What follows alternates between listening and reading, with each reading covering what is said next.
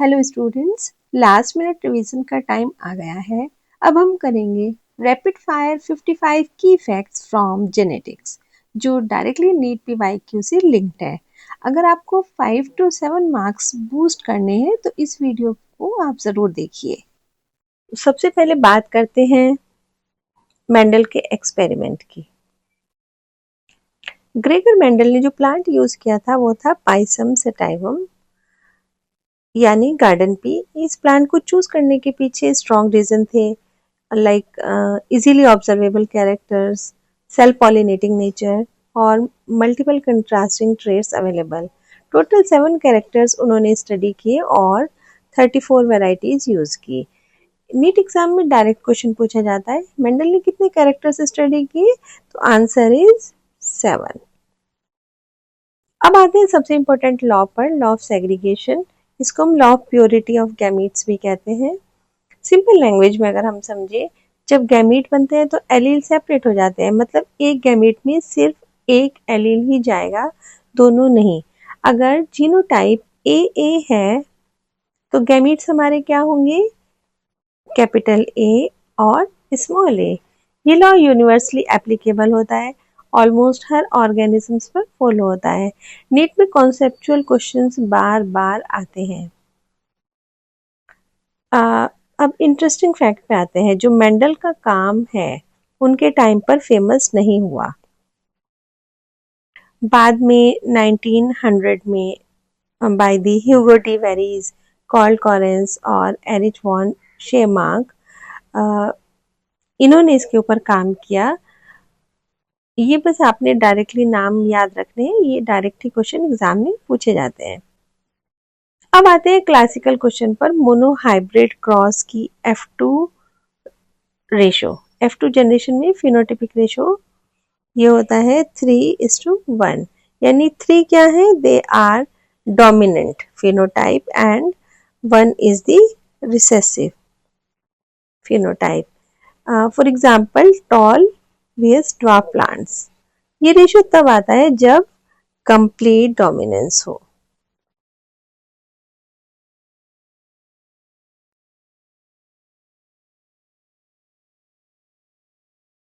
NEET में इस type के क्वेश्चन फ्रिक्वेंटली पूछे जाते हैं, इसको आप कभी नहीं भूलना।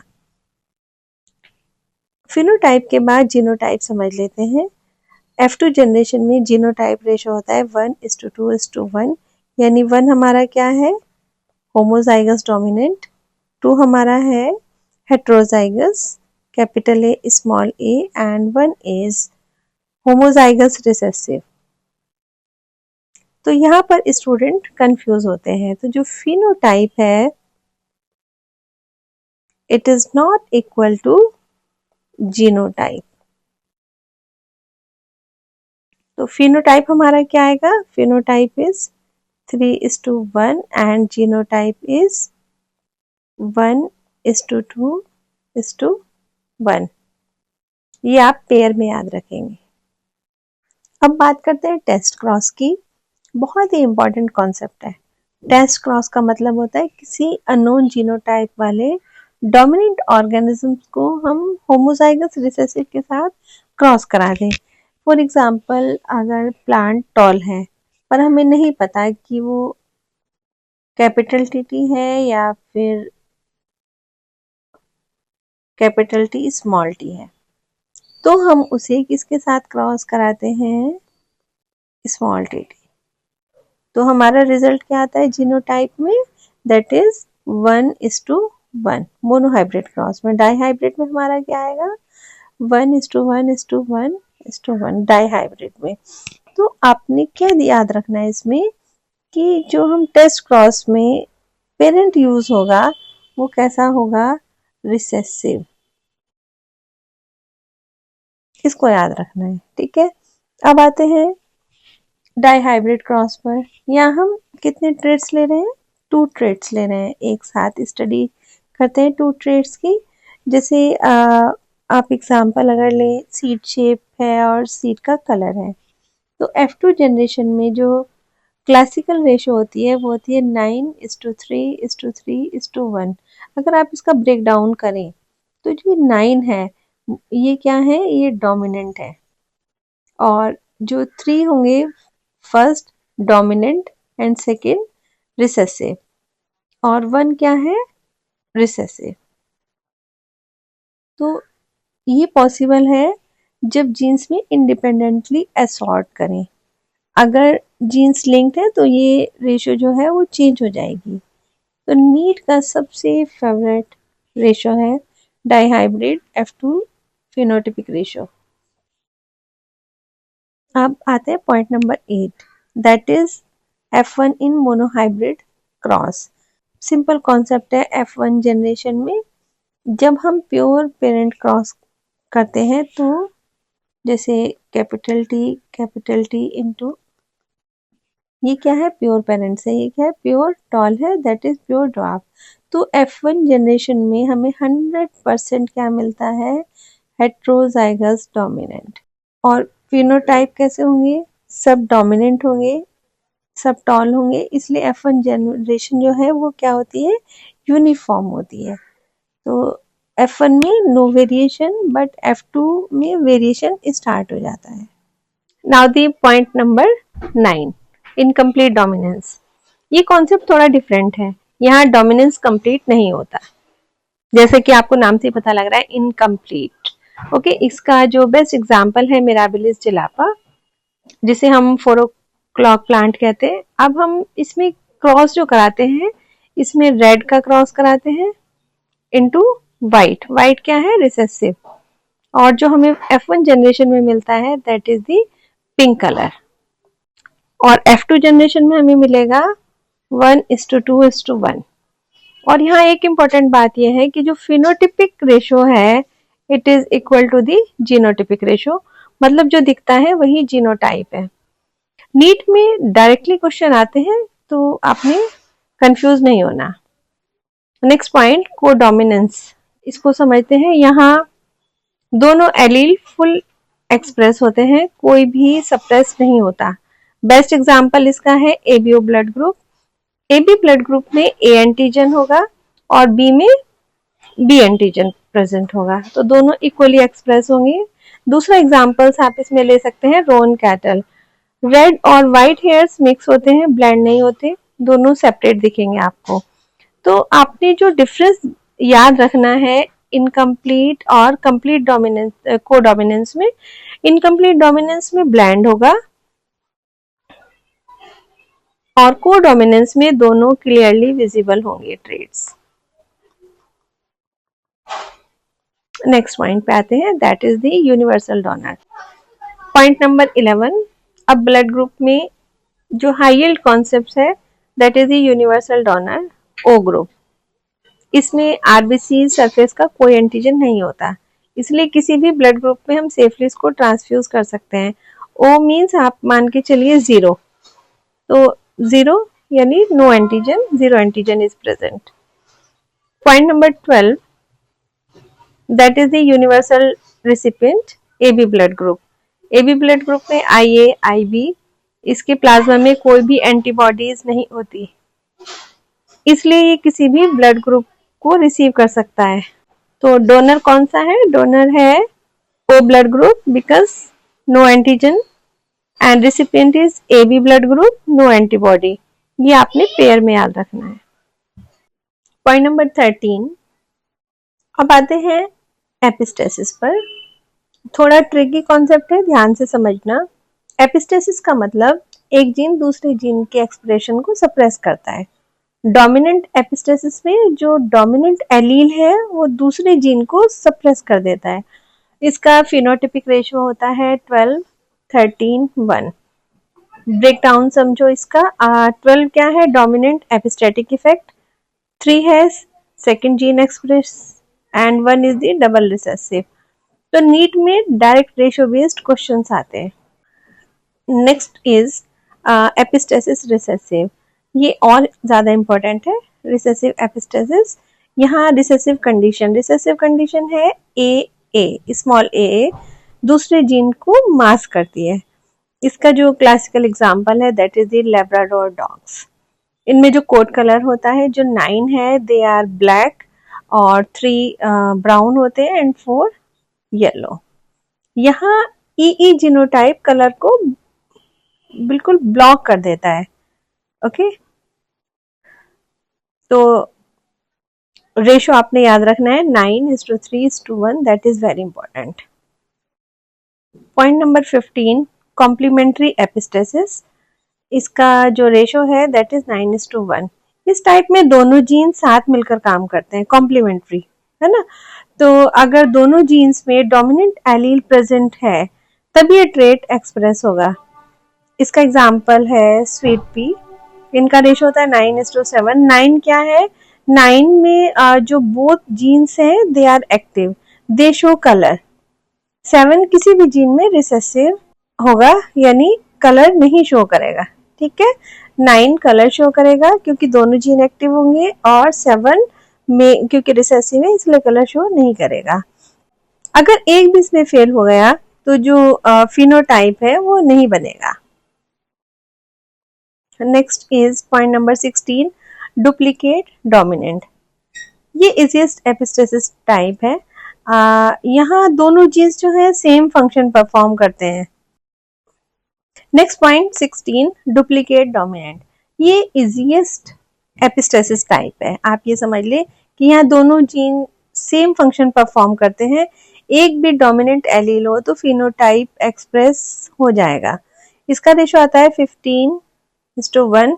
15 क्या है, इसमें एटलीस्ट 15 में जो है 1 डोमिनेंट प्रेजेंट होगा और 1 में डबल रिसेसिव होगा। इस तरह से समझिए कि एक गया तो दूसरा काम करेगा। नेक्स्ट है पॉइंट नंबर 17, पॉलीजेनिक इनहेरिटेंस। अब आते हैं रियल लाइफ ट्रेट्स पर। जो पॉलीजेनिक इनहेरिटेंस है इसमें एक ट्रेट तो मल्टीपल जीन कंट्रोल करता है, ठीक है। कॉन्टिन्यूस वेरिएशन होता रहेगा इसमें, स्मूथ चेंज होंगे, नो शार्प कैटेगरीज। जो इसका ग्राफ होगा वो कैसा होगा, बेल कर्व होगा। फॉर एग्जांपल जो ह्यूमन स्किन कलर है, ठीक है, यहाँ 3 जीन्स इन्वॉल्व होते हैं। जितने ज्यादा जीन्स होंगे उतना ज्यादा वेरिएशन आएगा, तो मोर जीन मोर वेरिएशन का कॉन्सेप्ट होता है यहाँ पर। तो पॉलीजेनिक मीन्स जो क्वांटिटिव ट्रेट्स है उसको शो करता है। अब आता है पॉइंट नंबर 18, क्रोमोसोमल थियरी।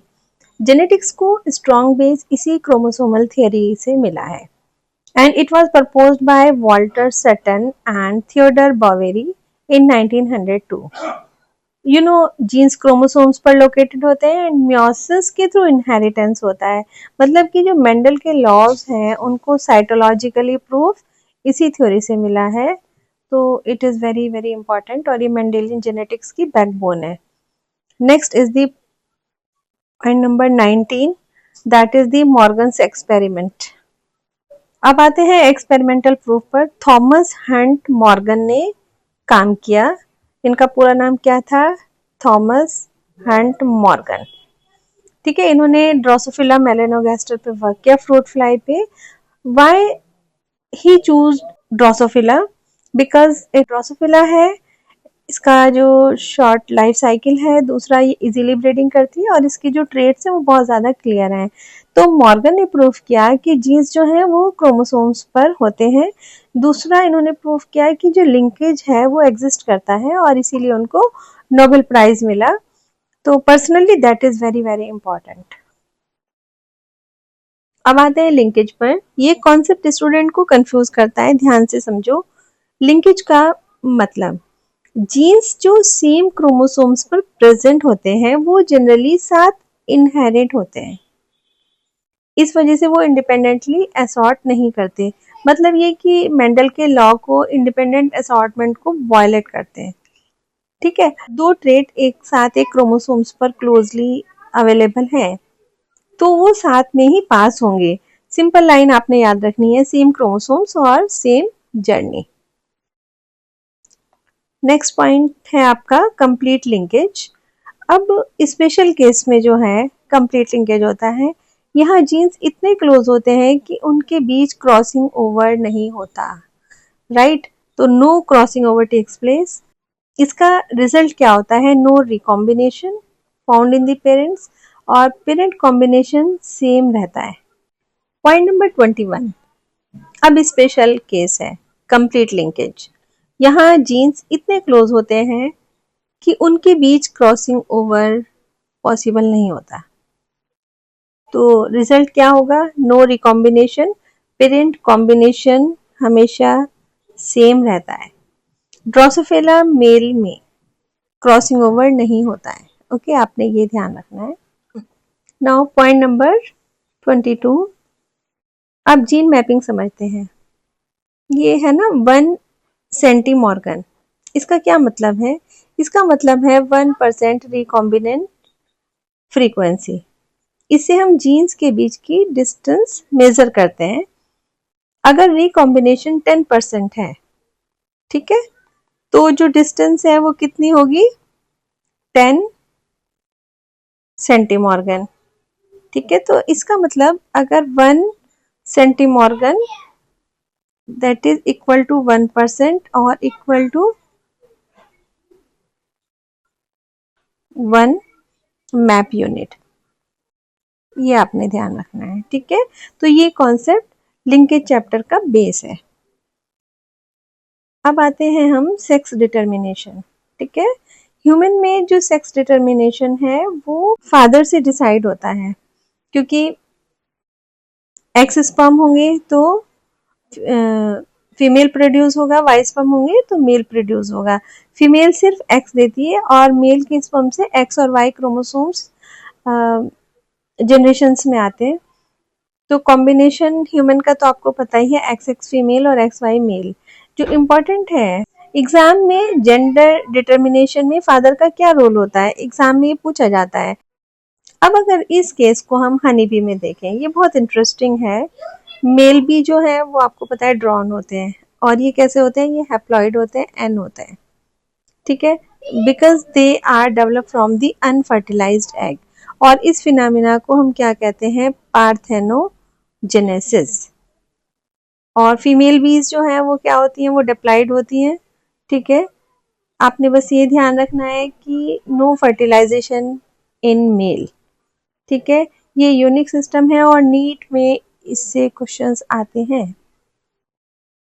अब अगर आप बर्ड्स में देखें, बर्ड्स में क्या होता है? ZZ ZW सिस्टम होता है, और बटरफ्लाई में भी सेम ही होता है। ठीक है, यहाँ फीमेल होती है हेट्रोगेमेटिक। फीमेल क्या होती है? ZW, और मेल क्या होता है? ZZ। तो मतलब यहाँ की जो फीमेल है वो सेक्स डिसाइड करती है। तो ह्यूमन में मेल हेट्रोगेमेटिक, बर्ड में फीमेल हेट्रोगेमेटिक, बटरफ्लाई में फीमेल हेट्रोगेमेटिक।